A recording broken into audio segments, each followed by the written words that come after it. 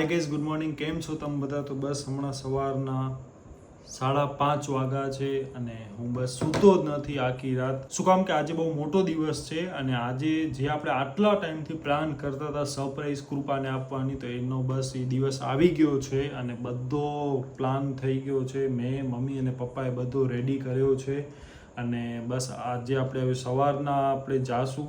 2-4 કામ બાકી છે. હવે જો હું હમણાં સૂઈશ ને તો હું પછી બહુ જ લેટ ઉઠીશ ને બધો ચોપટ થઈ જશે, તો એટલા માટે હું સૂતો નથી હમણાં. તો બસ હમણાં કૃપા સૂતી છે અને હું, મમ્મી ને પપ્પા અમે 3 જણા જઈએ છીએ માર્કેટમાં, બજારમાં થોડો પ્લાનિંગ કરવાનો છે. જે એન્ડ મુમેન્ટ ઉપર જે પ્લાનિંગ હોય ને બસ એ આજે થવાનો છે. તો બસ આજનો નાસ્તો છે આપણે બટેટા પૌવા, દહીં અને બદામ આપણે લઈ લઈએ સૌથી પહેલા. હવે બદામની સંખ્યા આપણે નથી બોલવાની, મમ્મી લોસે છે એટલા માટે.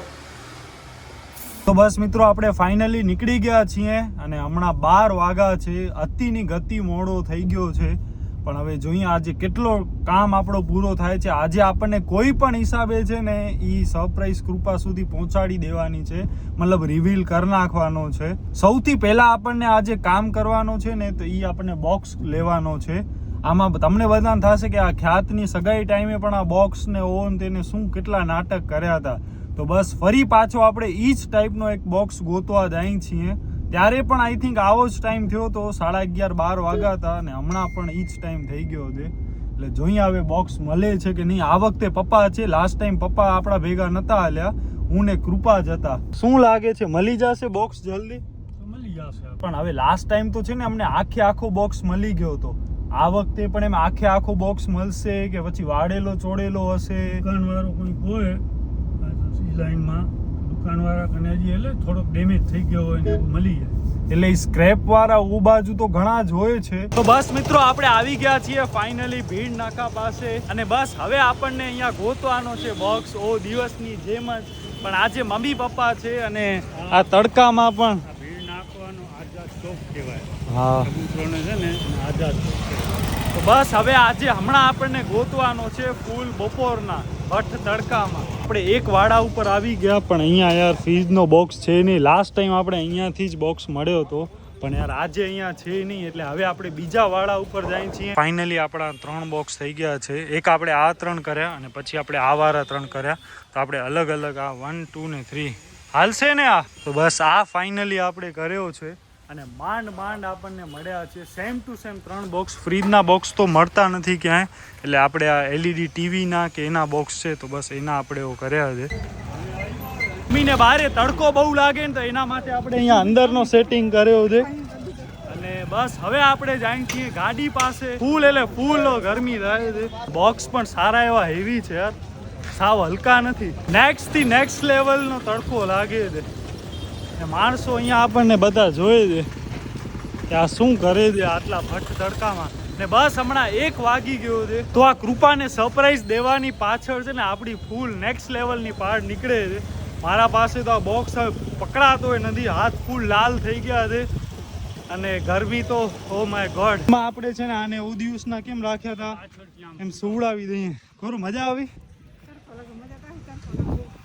તડકો તો હવે. તો બસ મિત્રો હવે આપણે અહીંયા ખેંગાર પાર્કમાં આવ્યા છીએ અને આપણા છે ને બોક્સ આ પડ્યા અને આપણે ટેપ ને એ બધો છે ને ગાડીમાં ભૂલી ગયા. તો બસ આપણે સેલો ટેપ, કાતર ને એ બધો ગાડીમાં ભૂલી ગયા, એટલે પપ્પા એ લેવા ગયા છે ને હું ને મમ્મી અહીંયા બસ ઊભા છીએ. આપણે વિચારીએ છીએ કે હવે આ બધો આપણે ક્યાં કરશું, ક્યાં બેસશું. હવે 1:30 વાગ્યા છે. હમણાં જમવાનું કે એનું શું કરશું? બહારે જમી લેશું? જોઈ હાલો કેટલો ટાઈમ થાય છે. ઘરે રસોઈ તૈયાર છે, શાક ભાત તૈયાર છે, રોટલી બાકી છે. ટાઈમ યાર એટલો કડોલો ટાઈમ થયો છે અને કૃપા નીકળ્યા એક તો આપણે મોડા 12-12 નીકળ્યા ને હવે તો કૃપા પણ ઉઠી ગઈ હશે. હમણાં આપણે સૌથી પહેલા છે ને આ બોક્સ આખા વાળીને રેડી કરી નાખીએ અને એના પછી આપણે ઉપર ચડાવશું. બસ આને અંદર નાખીએ. ઓકે, બસ આપણા 2 બોક્સ રેડી છે. સાઈઝ સેમ જ છે ને ઓલમોસ્ટ. બસ હવે આ લાસ્ટ અને છેલ્લો અને 1:45 માં 5 ઓછી છે હમણાં. બસ આપણે 2 વાગ્યા સુધી છે ને આખો બોક્સ રેડી કરીને આપણે પ્રિન્ટિંગ માટે જવું છે ડાયરેક્ટ. એના પછી આપણે જમવાનું ને એ બધું ફાસ્ટ. બસ હવે 5 મિનિટમાં આપણું આ કામ પૂરો થઈ જશે. તો બસ અહીંયા મમ્મી પણ આવી ગઈ છે હેલ્પ માટે. અને આપણે આખો આ 1 2 ને 3 બોક્સ હતા એમાં આપણે ચારે બાજુ સેલો ટેપ ને એ બધો કર્યો. અહીંયા આપણે ફ્રન્ટમાં સેલો ટેપ લગાવી અને પછી આપણો બોક્સ રેડી થયો છે.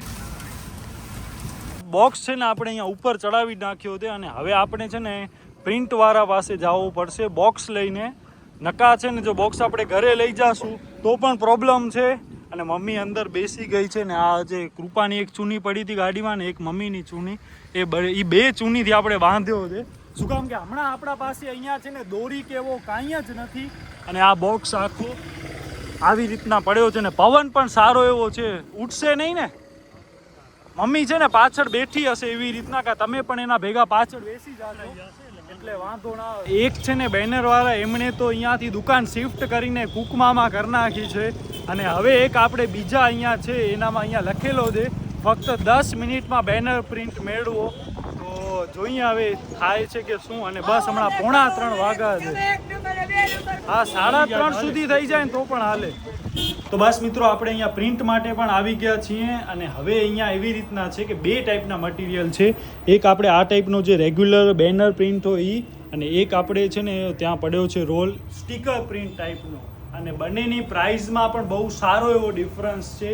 એક જે આપણે મેઇન જે આ ટાઈપના રોલવાળું છે સ્ટીકર પ્રિન્ટ એ એપ્રોક્સ કંઈક 2600 આસપાસ પહોંચે છે. અને આ જે રેગ્યુલર છે એ 1200 આસપાસ પહોંચે છે. એટલે ડબલથી પણ વધારે ફરક છે. એટલે વિચારીએ છીએ. અને ઓનામાં છે ને મેઇન ડિસએડવાન્ટેજ શું છે કે એમાં છે ને બેકગ્રાઉન્ડ પ્લેન હોય ને, સીધો બોક્સ હોય ને એક સરખી સપાટી હોય ને તો પરફેક્ટ ચોટી શકે. હમ. ખાંચા હોય. હવે આપણે આનામાં પણ શું જુગાડ કર્યો છે કે 3 ટીવીના બોક્સ આપણે લીધા છે. હવે એ 3 1 2 ને 3 તો એમાં વચ્ચે જરાક થાય છે. એટલે હવે આપણે એક પ્રિન્ટ આનામાં જ કાઢીએ છીએ ને જોઈએ